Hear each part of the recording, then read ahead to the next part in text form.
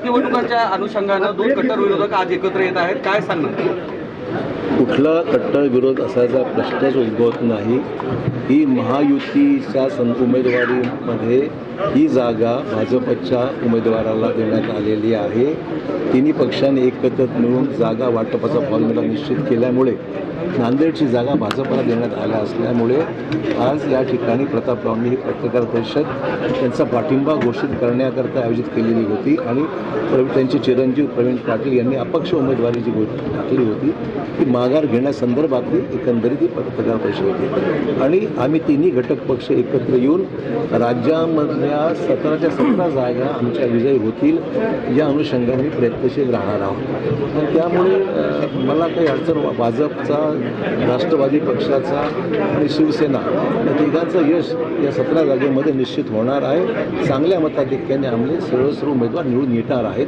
अशा प्रकारचं वातावरण या मजबूत युती झाल्यामुळे होणार आहे. दोन मोठ्या राजकीय नेत्यांची एकत्रित येणं हे फक्त राजकारणापुरतं मर्यादित राहणार आहे की जिल्ह्याच्या विकासासाठी सुद्धा एक सुरुवात चांगली आहे.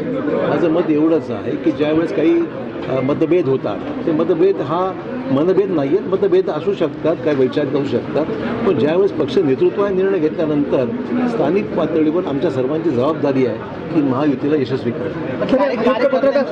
संयुक्त पत्रकार परिषदेमध्ये मित्र पक्ष शिवसेना त्यांचे नेते दिसत नाही, काय कारण? असं आमची फॉर्म भरताना तेही होते, त्यांची आमची भेटही झालेली आहे. आमदार जे शिवसेनेचे आमदार आहेत त्यांची चर्चा झालेली आहे आणि वरिष्ठ पातळीवर जो निर्णय झाला तो सर्वांनाच बंधनकारक आहे ना. जो निर्णय वरिष्ठ पातळीवर झालेला आहे तो मग तिघांना पक्षाला बंधनकारक आहे, सर्वांनाच बंधनकारक आहे. हेमंत पाटील असं म्हणाले की भाजपकडून आम्हाला मान दिला जात नाही जिल्ह्यामध्ये. असं नाही, असं काही प्रश्न. कार्यकर्त्याच्या निवडणुकीमध्ये मात्र सगळे नेते एकत्र येताना दिसत नाही. ज्यावेळेस नेत्यांची ज्यावेळेस निवडणूक असते त्यावेळेस मात्र महायुतीचा धर्म म्हणून सगळे असं कधी होत नाही आहे. स्वाभाविक आहे की प्रत्येक पक्षाला वाटतं की बाबा आपापली जागा आम्हाला मिळाली पाहिजे. वाटणं काही चुकीचं नाही आहे.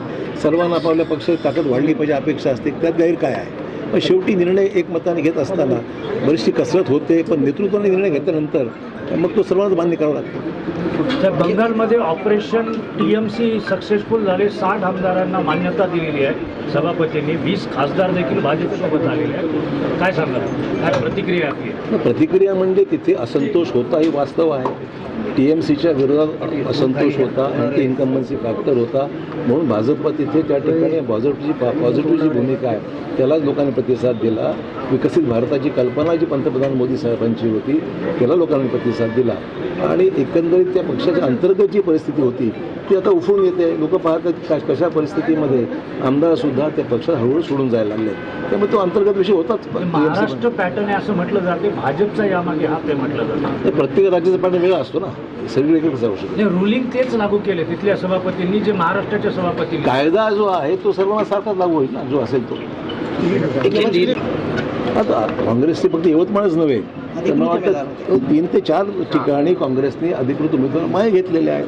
कदाचित ओढून सांगितलं असं मागे घ्या म्हणून. विधान परिषद निवडणुकांमध्ये काँग्रेसचं संख्याबळ नाहीये, त्यामुळं मी काँग्रेसला विनंती करतो की त्यांनी माघार घ्यावी असं चंद्रशेखर बावनकुळेंना आता म्हटलंय. तुम्ही कसं पाहता?